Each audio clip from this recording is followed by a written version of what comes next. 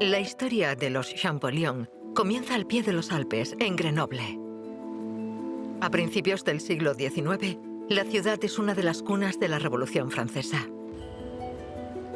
En marzo de 1801, Jean-François llega a la ciudad. Todavía es un niño. Tiene 11 años y acaba de dejar a su familia y su ciudad natal de Figeac, en el Lot, para unirse a Jacques-Joseph, su hermano mayor, que ha encontrado trabajo en Grenoble.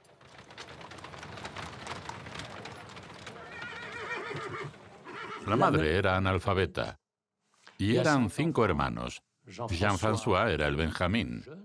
Sus padres no se ocuparon de su formación intelectual. Será precisamente su hermano mayor, que tiene 12 años más que él, Jacques-Joseph, quien sustituya a ese padre ausente. Reemplazó al padre y fue un educador exigente, riguroso, que estuvo al cuidado de él en todo momento y descubrió en su hermano menor unas dotes excepcionales.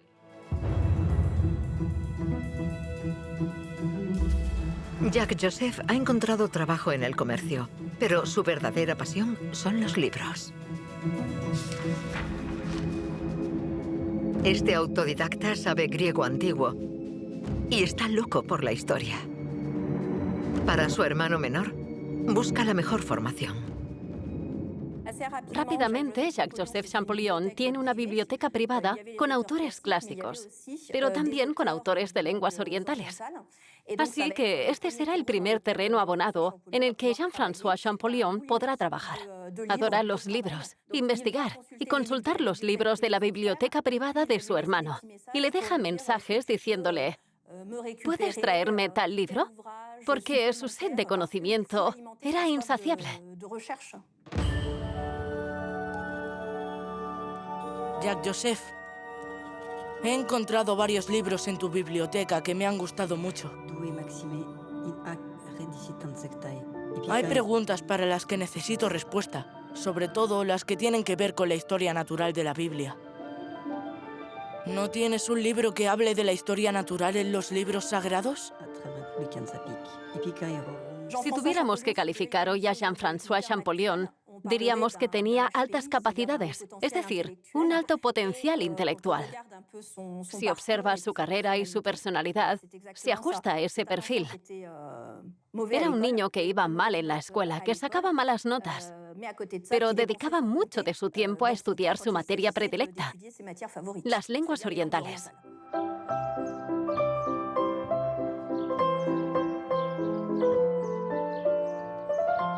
En Grenoble, a principios del siglo XIX, la élite de la ciudad se reúne en el edificio de la prefectura. Jacques-Joseph, el hermano mayor de los Champollion, también acude. En estos salones se cuentan historias de viajes y aventuras en tierras lejanas. El prefecto se llama Joseph Fourier y es uno de los grandes eruditos de su tiempo. Jacques-Joseph no iba solo a estas reuniones. Se llevaba a su hermano pequeño. Así que en 1802, con 12 años, su hermano mayor lo llevó a una velada, donde ambos conocerán al prefecto Fourier. Fourier fue nombrado prefecto de Isère a la edad de 34 años en 1802. Realizó una labor científica muy fecunda. Le debemos, por ejemplo, una serie de ecuaciones que son la base del procesamiento de señales, es decir, operaciones que aún sirven para los móviles y los ordenadores de hoy. Conocía personalmente a Bonaparte y Bonaparte lo apreciaba. En 1802 fue nombrado prefecto gracias a su labor en Egipto, ya que desempeñó un papel importante dentro del Instituto de Egipto. Con este encuentro, Egipto comienza a llamar la atención de los hermanos Champollion, porque a Fourier le apasiona la tierra de los faraones. Unos años antes de conocerse, Fourier formó parte de un grupo de eruditos que le descubrieron a Europa las maravillas de estas lejanas tierras.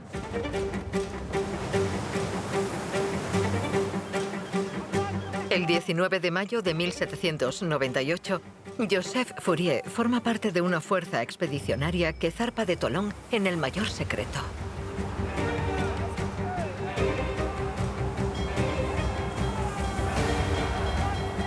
Esta expedición militar, con la que Francia pretendía controlar sus rutas comerciales en Egipto, está dirigida por el joven y ambicioso general Bonaparte. Con el militar embarcan 167 eruditos y científicos. Forman la Comisión de Ciencias y Artes. Además de Joseph Fourier, hay matemáticos, químicos, botánicos, arquitectos.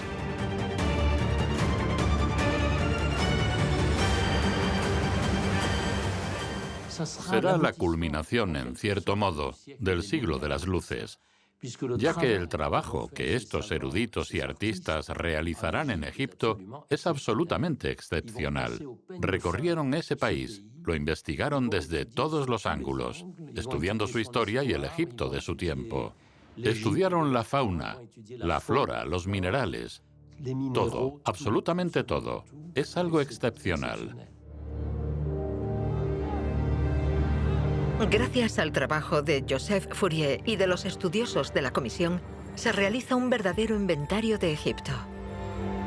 Pero la escritura de los antiguos faraones sigue siendo indescifrable. Esta civilización sigue siendo enigmática, extraña.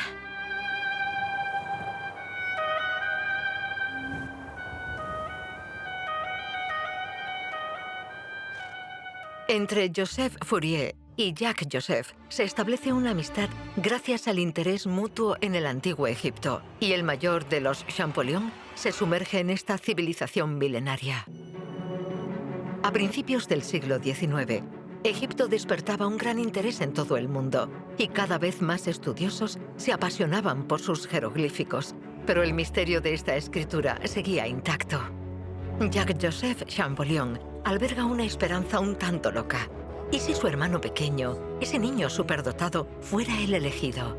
El que diera vida y sentido a esta escritura muda durante tantos siglos.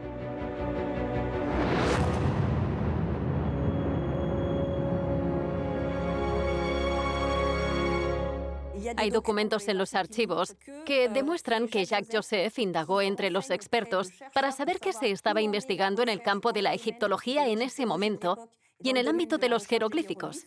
Sabemos que lo preparó todo para darle esa información a su hermano y ponerlo en ese camino.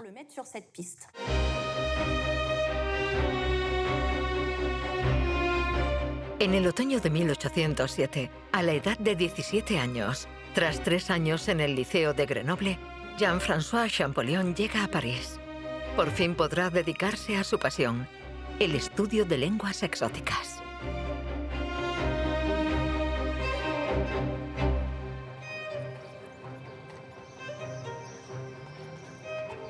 Será en el Collège de France, donde devorará libros y manuales de gramática. Los lunes a las 8:15 salgo para el Collège de France, donde llego a las 9. Sigo el curso de persa del señor de Sassy hasta las 10. Cuando salgo de la clase de persa voy directo a casa del señor Audran. Pasamos 2 horas hablando de lenguas orientales, traduciendo del hebreo, siríaco, caldeo o árabe.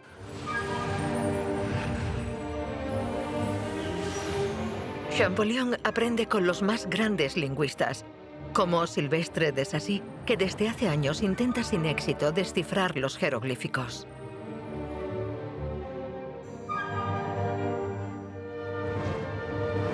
En toda Europa, desde la expedición de Bonaparte, Egipto está en el epicentro del mundo académico.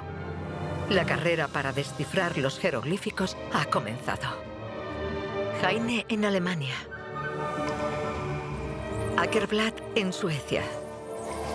Gulianov en Rusia. Y el que se convertirá en el mayor competidor de Champollion. Thomas Young en Inglaterra.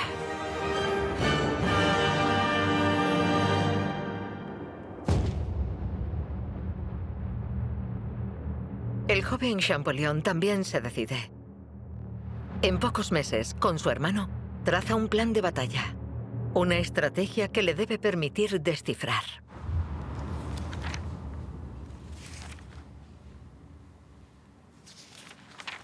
El estudio de esta correspondencia entre los dos hermanos De estas idas y venidas, demuestra que el método lo establecieron los dos. Y aunque Jacques Joseph, el hermano mayor, no tiene la capacidad intelectual de su hermano menor, se da un verdadero intercambio científico. Es decir, se ofrece a ayudarle, a verificar sus hipótesis y a trabajar con él para que avance y que progrese más rápido.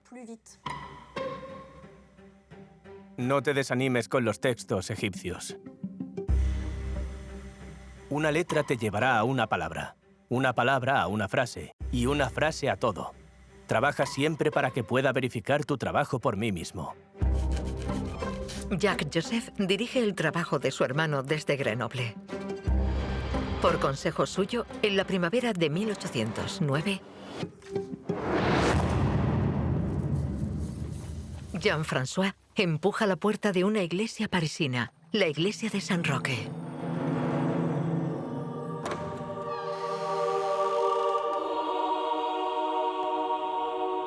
Dentro de sus muros, el joven Champollion tiene un encuentro decisivo. El vicario de esta iglesia aún habla una lengua nacida hace siglos a orillas del Nilo, el copto. Actualmente, los coptos, cristianos de Egipto, continúan usando en la liturgia una lengua muerta, que no se usa desde la Edad Media, pero fue la que hablaron Tutmosis, Ramsés o Tutankamón, y atravesó los siglos a duras penas, por decirlo así. Básicamente, el copto es el egipcio antiguo en su última forma. Desde los 18 años, se interesó mucho en este idioma para poder practicarlo con soltura, como si fuera un idioma vivo. Pero el copto era una lengua muerta desde al menos el siglo XVII, solo hablada en reductos del Alto Egipto.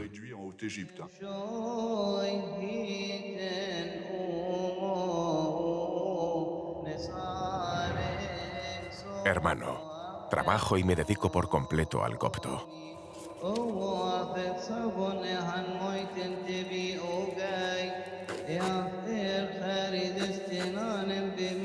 Quiero conocer el egipcio igual que mi francés. Hablo copto yo solo, es la única forma de meterme el egipcio puro en la cabeza. En mi opinión, el copto es la lengua más perfecta y más lógica que conozco. Espero hacerte una demostración cuando vengas a París. Haces bien en interesarte por el copto, pero no pierdas de vista los papiros. Es un asunto digno de las más altas meditaciones, pero descifrable, estoy convencido. Después de esto, atacaré los papiros, y gracias a mi valor heroico, los venceré. En paralelo a su estudio del copto, Jean-François comienza a investigar las diferentes escrituras que utilizaban los antiguos egipcios. Porque la escritura está en el centro del poder de esta antigua civilización.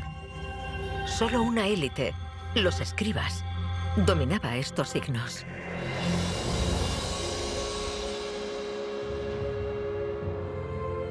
El escriba sentado es una pieza central de las colecciones del Museo del Louvre. A través de los siglos, este personaje mira fijamente al visitante y nos recuerda que él conoce el secreto de los jeroglíficos.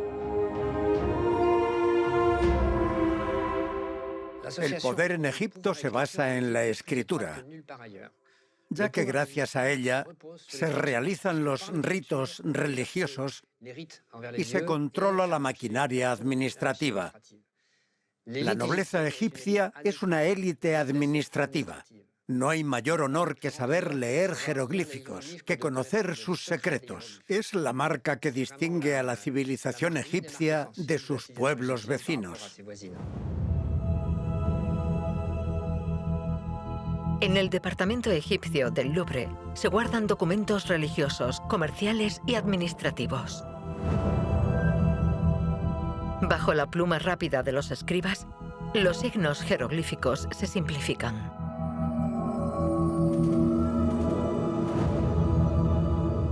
Los jeroglíficos son para nosotros la escritura de referencia y también lo fue para los egipcios. Los llamaban Medú Netzer, la palabra de Dios, así que era fundamental. En un signo tan elaborado como este hay buitres, lechuzas, etc., y no se podían utilizar para la escritura cotidiana. Por eso, estos jeroglíficos tenían una versión simplificada, lo que llamamos hierático, que es la escritura que los escribas usaban para las cuestiones de la vida cotidiana. La diferencia entre la jeroglífica y la hierática es la misma que hay entre la letra de imprenta y la escritura a mano.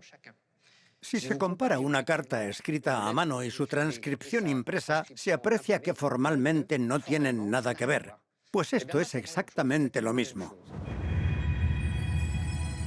Durante milenios, los antiguos egipcios no usaron una sola escritura, sino dos: la jeroglífica y su versión simplificada, la hierática. Luego, en el siglo VII a.C., aparece una tercera escritura, la demótica, que es una evolución tardía de la hierática. A principios del siglo IX, Champollion y todos sus competidores desconocían completamente esta evolución.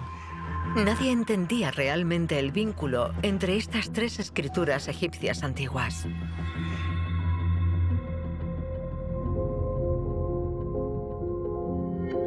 Jean-François Champollion no es el único interesado en este campo.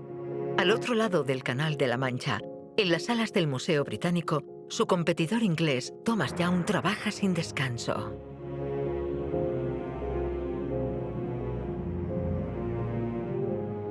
Thomas Young fue el gran rival de Champollion. Sus colegas lo describieron como un sabelotodo. Con sus estudios contribuyó mucho a los avances en la investigación de la luz, la energía, la visión e incluso en el campo de la armonía musical. Y, por supuesto, a la egiptología. Thomas Young está particularmente interesado en la escritura demótica, porque tiene acceso directo a un documento esencial descubierto unos años antes en el delta del Nilo y que contiene esta escritura.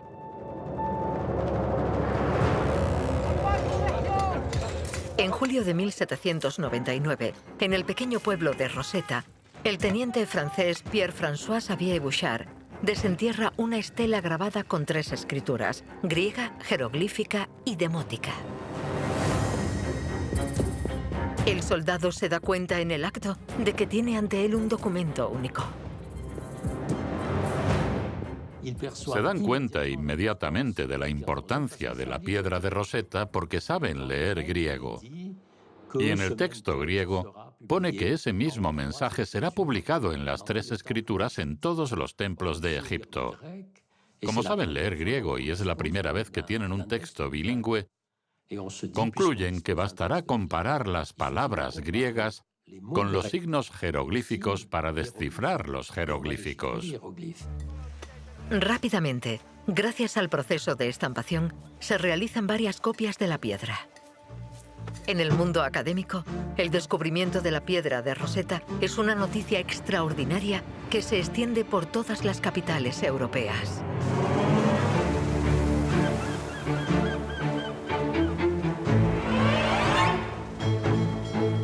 Pero la historia cambiará el destino de esta estela.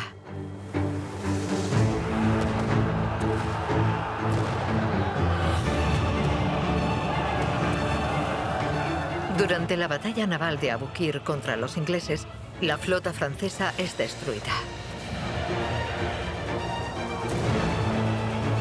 Las tropas de Bonaparte se quedan bloqueadas en Egipto.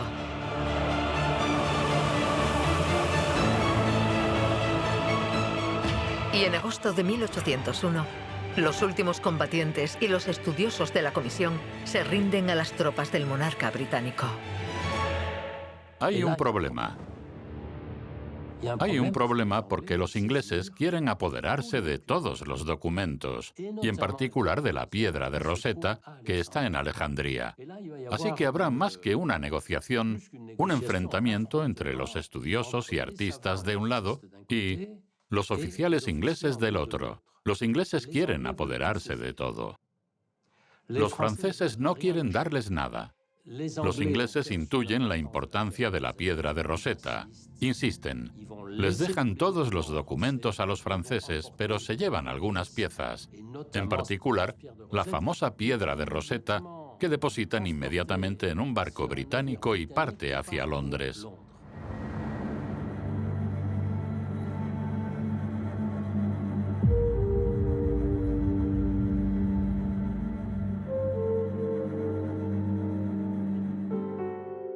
En cuanto la piedra llegó al Reino Unido, el rey sintió la necesidad de poner en ella su nombre y también de grabarle una dedicatoria para que todo el mundo supiera que los británicos se la habían arrebatado a los franceses en Egipto y que ese gesto estaba dedicado al pueblo británico. Era un triunfo sobre los franceses, el símbolo de la victoria sobre los franceses en Egipto.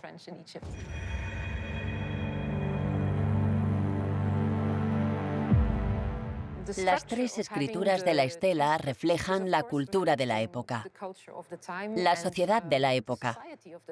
En el siglo II a.C., la sociedad egipcia era multicultural. Griegos, egipcios y extranjeros convivían en las ciudades. Así que esta inscripción es una forma de llegar a las diferentes comunidades lingüísticas.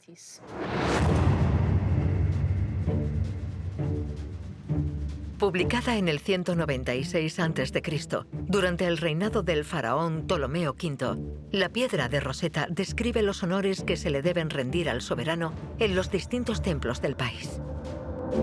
La primera versión del texto está en griego, que entonces era la lengua de la élite política. Justo arriba, el mismo texto se reproduce en demótico, la escritura común del pueblo. Por último, el tercer texto está escrito en jeroglífico, la escritura sagrada que había atravesado milenios.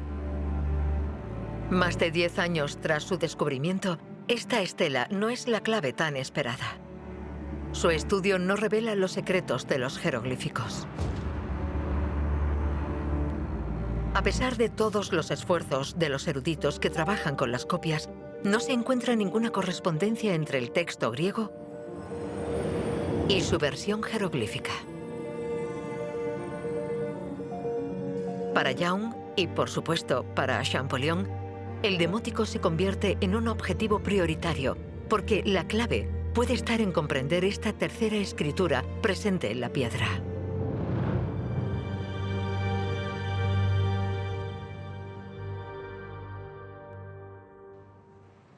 En el verano de 1822, Jean-François Champollion decide aplicar un nuevo método al estudio de la piedra de Rosetta. Acaba de recibir una de las 3 copias que se hicieron cuando la estela fue descubierta en Egipto.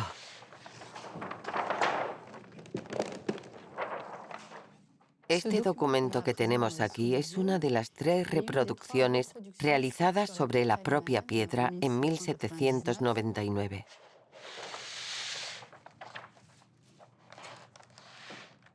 Es un ejemplar único obtenido mediante un proceso litográfico, es decir, la piedra fue entintada como si fuera una plancha de impresión y se presionó el papel encima. Eso significa que esta reproducción está invertida si la comparamos con la piedra de Rosetta que se puede ver hoy en el Museo Británico. Aquí los caracteres aparecen en blanco. Gracias a esta reproducción, Jean-François decide utilizar una técnica muy sencilla, empleada por los lingüistas desde el siglo XVII y, sorprendentemente, no utilizada con la piedra de Rosetta: contar. Al contar los signos, se da cuenta de que hay 1419 signos jeroglíficos para 86 palabras griegas. Entonces, si los signos jeroglíficos expresan cada uno una idea, a modo de acertijos elaborados, ¿cómo hay 1400 ideas por un lado y solo 86 palabras en griego por otro? La conclusión es que la escritura jeroglífica es mucho más compleja que eso. La escritura egipcia es dual, fonética e ideográfica a la vez. En las lenguas modernas en general tenemos un sistema puramente fonético, el sistema alfabético. Un signo es igual a un sonido, así que no hay muchos signos. En el otro extremo de la escala está el sistema chino, donde hay un signo por idea, por palabra. Son los ideogramas y hay miles de signos. El egipcio está entre los dos. Algunos jeroglíficos son fonogramas, y solo corresponden a sonidos. Como aquí, el búho se asocia con la letra M.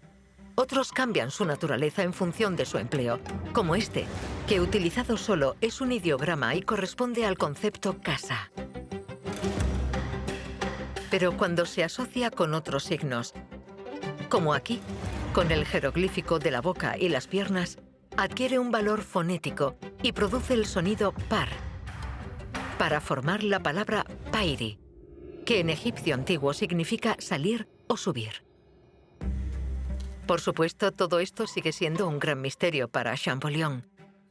Pero al entender la naturaleza dual de este sistema, da un paso crucial. Decide centrarse primero en los signos fonéticos para construir un alfabeto de referencia. Pero, ¿cómo hacerlo? Su conocimiento de la historia egipcia le permitirá tener una intuición decisiva.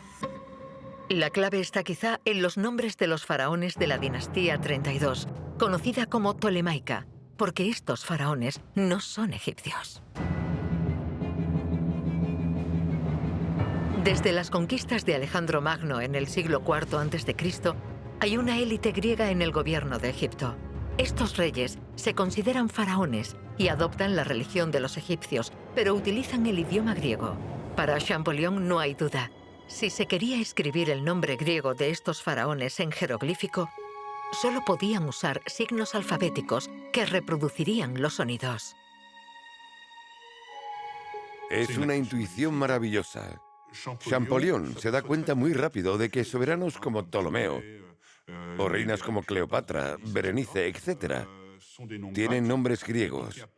Y no hay otra forma de nombrarlos que transcribir alfabéticamente sus nombres. Intentan transcribir sus nombres para que los egipcios los pronuncien correctamente. Ptolomeo no es algo que tenga sentido para un egipcio. No se traduce el significado de Ptolomeo. Se expresan solo los sonidos del nombre. Así que utilizan signos fonéticos y eso le permitirá a Jean-François Champollion crear un primer conjunto de signos y letras equivalentes que irá enriqueciendo con los nombres de los faraones extranjeros. La máquina se pone en marcha. En la piedra de Rosetta, Champollion detecta el primer cartucho con el nombre de un rey. Sabe por el texto griego que es el nombre del rey Ptolomeo. Al comparar los jeroglíficos con el nombre del soberano escrito en griego y demótico, logra asociar signos y sonidos y obtiene una primera serie de letras.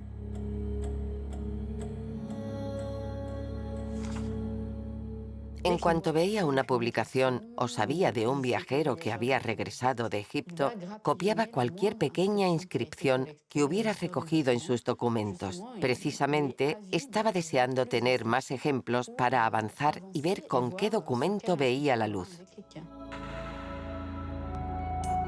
En un documento traído por los eruditos de la Comisión egipcia, localiza un nuevo cartucho con el nombre de un faraón griego. Intenta secuenciar la inscripción quedándose solo con las figuras. Así que empezó a contar las letras y a ver qué letras tenía en común con el nombre Ptolomeo para ver si podía descifrar el nombre. Y era Cleopatra. El método funciona. Y ahora cuenta con más documentos. Debe redoblar sus esfuerzos. Este cuaderno que ha llegado hasta nuestros días da testimonio de esa incansable y apasionada labor de coleccionismo que llevó a cabo en el verano de 1822. Este es el corazón de su obra. Vemos que rápidamente se hace con una colección de nombres como Alejandro, Ptolomeo, Nerón, Berenice, Cleopatra. Solo escuchando los sonidos, incluso en francés, se ve la cantidad de sonidos que tuvo que recopilar para completar su alfabeto. Día tras día, Jean-François avanza. Pero hasta ahora solo ha trabajado sobre los nombres de los faraones griegos, por lo que solo se ha enfrentado a fonogramas. No ha traducido ideogramas que se refieran a objetos o a ideas.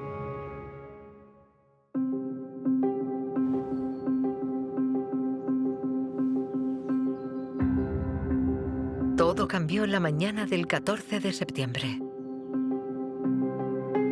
El día anterior, Jean-François recibió de su amigo, el arquitecto Huyot, dibujos de los bajorrelieves del templo de Abu Simbel. Estos registros son extremadamente valiosos porque provenían de un templo construido mucho antes de la llegada de los faraones griegos. Por lo tanto, estos cartuchos debían contener ideogramas. Rápidamente, Jean-François se concentra en el nombre de un rey. Ante estos signos, recurrirá a sus conocimientos del copto. Primero plantea la hipótesis de que el primer signo es un ideograma y se refiere al sol. El primer signo es el sol, así que se lee Ra. Eso lo sabe gracias al copto, ya que así se nombra el sol en copto. Luego hay un signo que parecen 3 pieles de zorro cosidas y que es como un tenedor. No sabe lo que es. Por último, hay un signo que también aparece en la piedra Rosetta. Aparece, por ejemplo, al final del nombre griego Ptolomeo. Así que representa la S del griego. Entonces, en este cartucho hay un logograma, un signo que representa una palabra, sol, que es capaz de leer gracias al copto. Luego un signo que no sabe qué es, y al final una S. Tiene Ra y una S, con otro signo en el centro. ¿Qué podría ser? ¿Qué nombres de faraones egipcios conocemos? ¿Ra-S? ¿Tal vez Ramsés? Se está acercando a la meta. Y su conocimiento del copto hará maravillas de nuevo. Champollion busca algo que se corresponda con la M para formar el nombre de Ramsés. En copto llama su atención una palabra, la palabra mice, que significa traer al mundo. Después, asocia el signo desconocido con esta palabra y lee Ramice-S. Pero lo más importante, ya entiende lo que significa el nombre de Ramsés. Ra, el sol, lo trajo al mundo. Con este destello de genialidad, es el primero en dar sentido a ese nombre. Está inspirado, pero debe verificar su hipótesis. Aplica su método a otro cartucho real. Logra leer Tot-Mice. El dios Tot lo trajo al mundo. Acaba de descifrar el cartucho del faraón Tutmosis. Su método funciona. Es el descifrador. Así nace la egiptología. El uso del copto, el desciframiento del idioma, la primera traducción de un nombre real. Es increíble, increíble. Tiene acceso al nombre de los faraones egipcios con el significado que ellos les dieron. Se desliga del griego y hace lo que siempre había querido hacer: devolverles la voz a los egipcios a través de sus propios textos.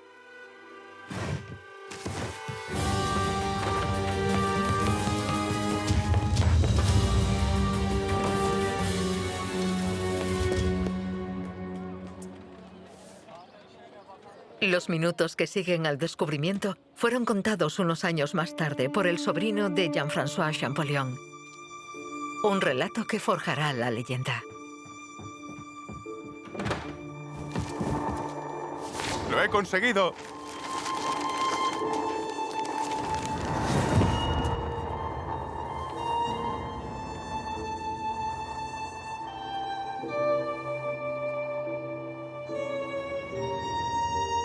Un descubrimiento tan importante no podía pasar sin pena ni gloria.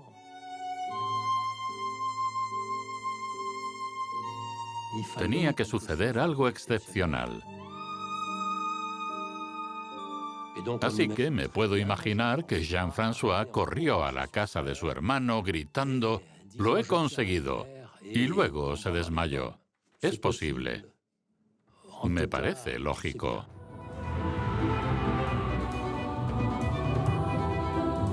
El anuncio del descubrimiento de Champollion se difunde rápidamente por los círculos intelectuales y en toda Europa los periódicos informan de este importante avance hacia el desciframiento de los jeroglíficos.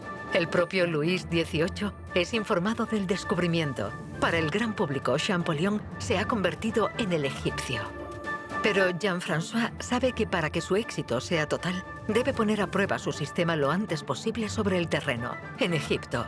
Primero quiere completar y verificar la historia de las dinastías egipcias, pero sobre todo, quiere demostrar al mundo la validez de su sistema de descifrado. Hasta entonces, solo ha podido trabajar en una pequeña cantidad de documentos, sobre todo de los templos de los faraones griegos. Por lo tanto, debe demostrar que su método es aplicable a los jeroglíficos de todos los periodos. Agosto de 1828. Champollion y los miembros de una expedición franco-toscana desembarcan en Alejandría. El asombro es total. Y comparte esas primeras impresiones con su hermano. Llegué el 18 de agosto a esta tierra de Egipto, un anhelo que albergaba desde hace mucho. Fue para nosotros como aparecer en las antípodas, en un mundo completamente nuevo. Unos gritos roncos que venían de todas partes se mezclaban con los chillidos de las mujeres y los niños semidesnudos. El polvo era sofocante, y aquí y allá se veía señores magníficamente ataviados, cabalgando hábilmente sobre hermosos caballos ricamente enjaezados. Así podría describir una calle de Alejandría. Champollion adopta las costumbres de las gentes del Nilo. En este cuadro, pintado por uno de los miembros de la expedición, descubrimos a un Jean-François más egipcio que nunca. Llevo la cabeza rapada y cubierta con un gran turbante. Voy completamente vestido a la turca. Un hermoso bigote enmarca mi boca y una gran cimitarra cuelga de mi costado. Los árabes me toman por uno de los suyos. Pero ese exotismo no le hace olvidar lo esencial y lo urgente, porque solo tiene 17 meses para completar el gran programa que se ha propuesto.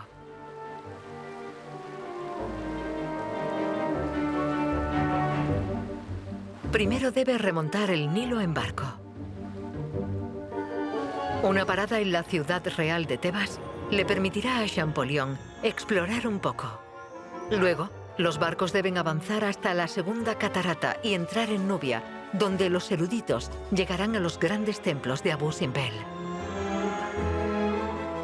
De regreso, siguiendo el curso del río, los expedicionarios estudiarán decenas de templos. En menos de un año y medio, Champollion quiere verlo todo y recorrer tantas muestras como sea posible.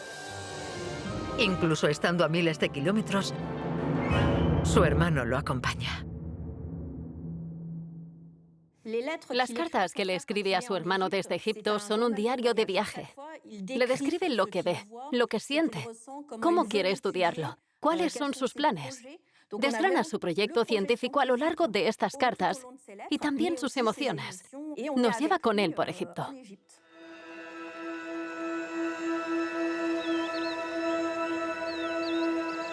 La mañana del 20 de noviembre, el viento, cansado de mortificarnos durante 2 días, me permitió llegar a Tebas por fin. La ciudad más antigua del mundo. Durante 4 jornadas, corrí de maravilla en maravilla. Europa es un pueblo de liliputienses. Ningún pueblo antiguo o moderno ha concebido el arte de la arquitectura a esta escala tan sublime. En Tebas, Champollion entra en los grandes templos reales de Luxor y Karnak. Para él, que ahora puede descifrar los jeroglíficos, estos monumentos se convierten en libros de historia en los que va pasando página tras página. Podemos imaginarlo en Karnak, viendo los nombres de los faraones por todas partes, en las columnas, los pilonos, en las paredes del templo, y seguramente diciéndose, debemos recopilarlo todo. Karnak es regalo para cualquier egiptólogo que quiera trabajar en la sucesión de dinastías. En estos 4 días he recogido información muy importante. Por ejemplo, estoy seguro de que toda la dinastía 18 tiene que ser reconstruida. Además, he visto en los monumentos varios Ramsés que forman parte de la dinastía 20. Te cuento esto para que vayas abriendo boca. Pasaría todo el día escribiendo si tuviera que detallarte todos mis hallazgos. Conténtate con esto que te puedo escribir cuando las ruinas egipcias me dan un respiro. Lo más apremiante en ese momento era establecer la cronología egipcia, verificar y datar cada una de esas dinastías. Así que había que relacionar a los reyes unos con otros, transcribir lo que se había transcrito al griego, buscar los nombres egipcios de los reyes. Era una tarea ingente, gigantesca.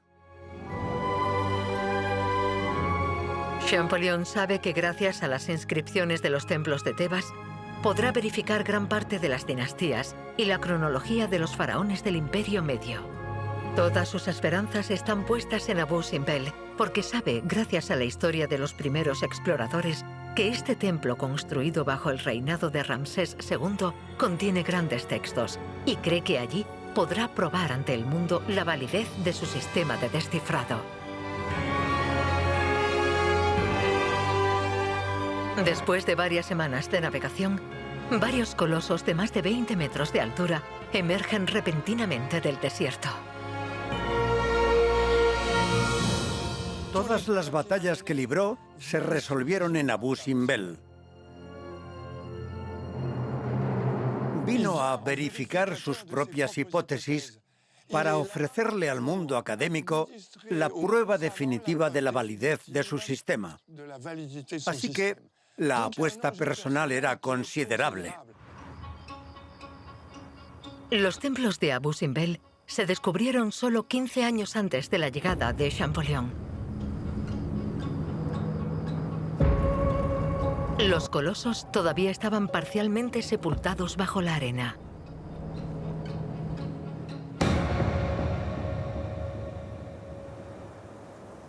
Cuando llegamos, la arena había tapado la entrada y tuvimos que quitarla. Me desnudé casi por completo y me deslicé boca abajo por una pequeña abertura. Al penetrar en el templo, me encontré en una atmósfera calentada a 51 grados.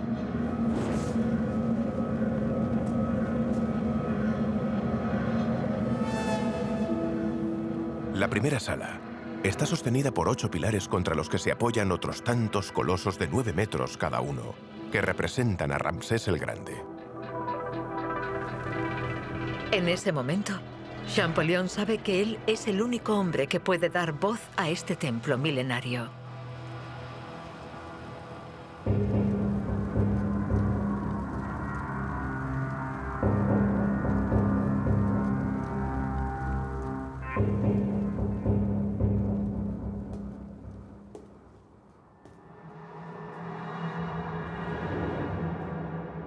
En las paredes hay grabadas historias de batallas en las que el faraón Ramsés II vence a sus enemigos.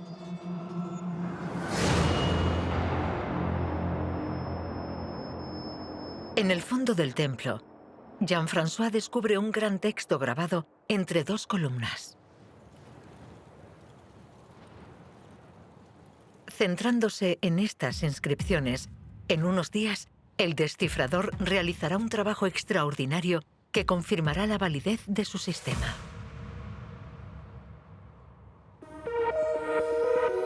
Conocido hoy como el Tratado de Ptah, esta historia describe un diálogo entre el dios y el faraón. Es un texto largo de 32 líneas que se canta. Se aprecian claramente los cartuchos del rey. Aquí hay un ejemplo. El rey del Alto y Bajo Egipto, Ousermat Re Setepel Re, el hijo de Re Ramsés, amado por Amón, dotado de vida. La misma secuencia se reproduce aquí, y los discursos que se reproducen entre esta escansión se convierten en los puntos en los que concentra el trabajo de desciframiento. Hace todo lo posible para identificar el texto, identificar y separar las palabras y luego darles un valor y un significado. Poco a poco, entre los cartuchos del rey, Champollion atisba nuevas palabras. En pocos días, descubre el significado de este gran tratado de Ptah. ante un documento tan prolijo y elocuente, puede probar el funcionamiento de su sistema. Es difícil imaginar el júbilo que debió sentir Champollion ante este mismo monumento. En honor a Abu Simbel, se levanta el último velo por fin. En este antiguo templo, Champollion demuestra ante todo el mundo académico la validez de su investigación.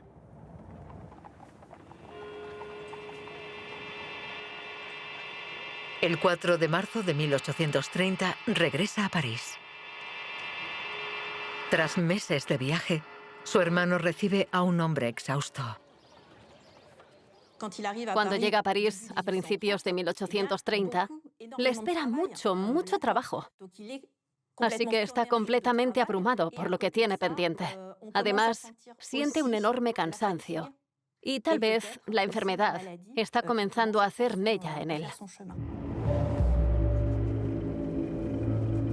El 29 de febrero de 1832, sufre un fuerte derrame cerebral.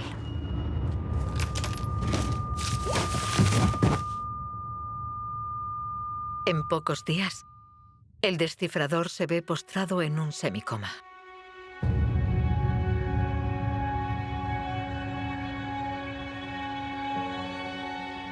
Su hermano y sobrinos describen sus últimos momentos.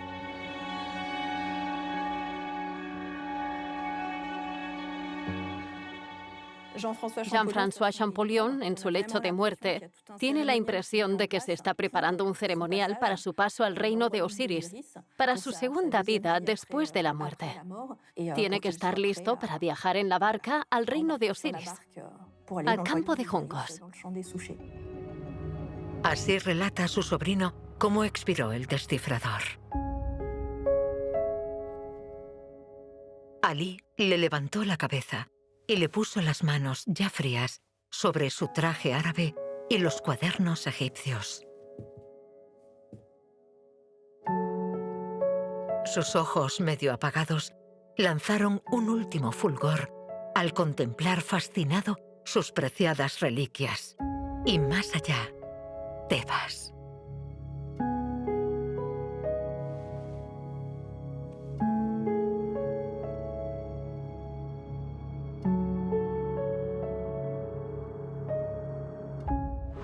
Murió de agotamiento. Probablemente cogió algún parásito peligroso del Nilo en Egipto. Fue un temerario. Estaba agotado. Murió demasiado pronto. Y sus contemporáneos estaban consternados porque, gracias a él, había surgido una ciencia, la egiptología. Pero en cuanto nace, muere con él, porque él era el único que entonces podía leer ciertas cosas, interpretar ciertas cosas. ¿Qué pasaría después? Jacques Joseph decide enterrar a su hermano en el cementerio de Père-Lachaise.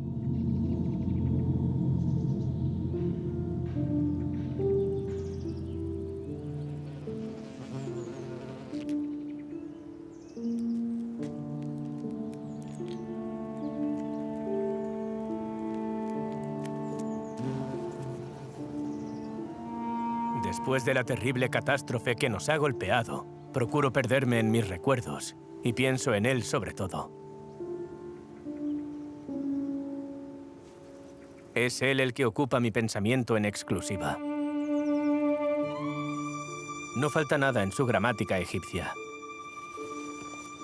Son 500 páginas de investigación, de intuición demostrada. Es sobrehumano. Nadie podría resistir la creación de semejante obra.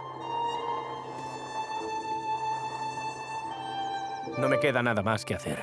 Su obra, su memoria. En eso ocuparé el resto de mis tristes días.